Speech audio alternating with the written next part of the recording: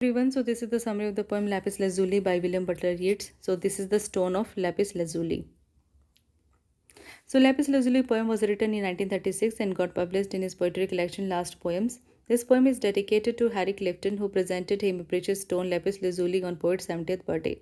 Lapis Lazuli is a deep blue color stone. Here, poet claims that works of art motivate people even in the times of crisis as well.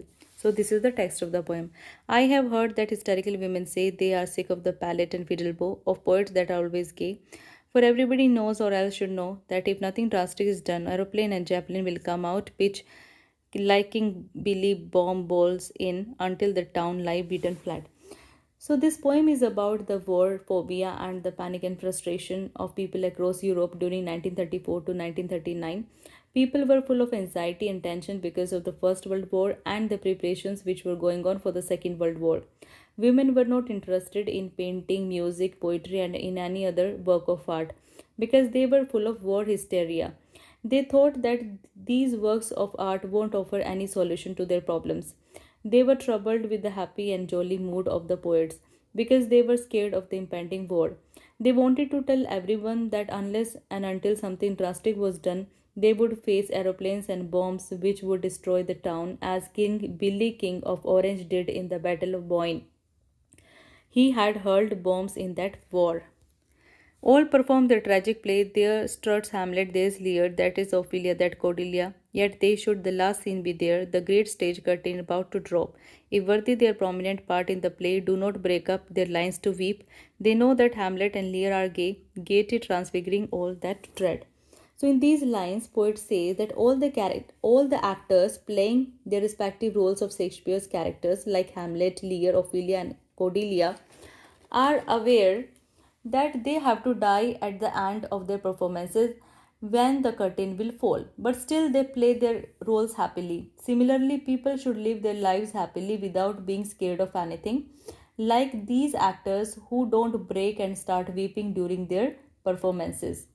So, the happiness and joy which they feel while playing their roles make them free from any fear. All men have aimed at, found and lost. Blackout, heaven blazing into the head, tragedy wrought to its uttermost. Though Hamlet rambles and Lear rages, and all the trope scenes trope at once, upon 100,000 stages, it cannot grow by an inch or an ounce. So, in these lines, poet says that life is full of pain and suffering, but we should face everything with courage and hope, and not to be frightened of the problems of life. We have to play our roles in life the way these actors are playing on the stage. We should be ready to face the harsh realities of life rather than losing hope and courage. On their own feet they came, or on shipboard, camelback, horseback, assback, muleback, all civilizations put to the sword. Then they and their wisdom went to wreck. No handiwork of Callimachus, who handled marble as if it were bronze, made draperies that seemed to rise.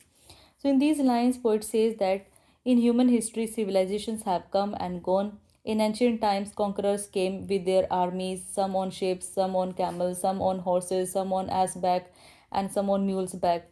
Old civilizations were destroyed and were replaced by new civilizations. Then poet gives example of Callimachus, who was an Athenian sculptor and who made things of marble as if they were made of bronze.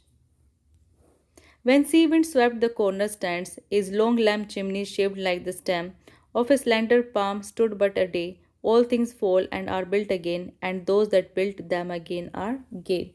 So in these lines, poet says that Callimachus made sculptures like a dress made of marble and a lamp in the shape of a leaf.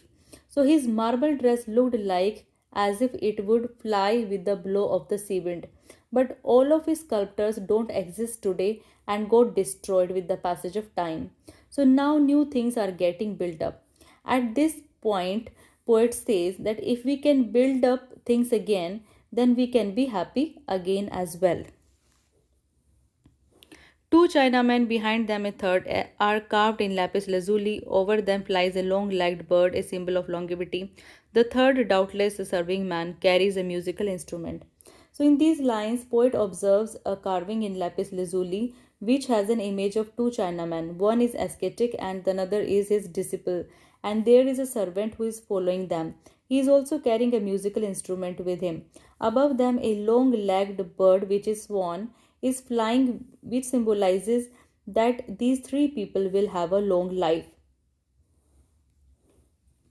Every discoloration of the stone, every accidental crack or dent, seems a water course or an avalanche, or lofty slope where it still snows, though doubtless plum or cherry branch sweetens the little halfway house those Chinamen climb towards, and I delight to imagine them seated there. So, in these lines, poet describes this chinaware.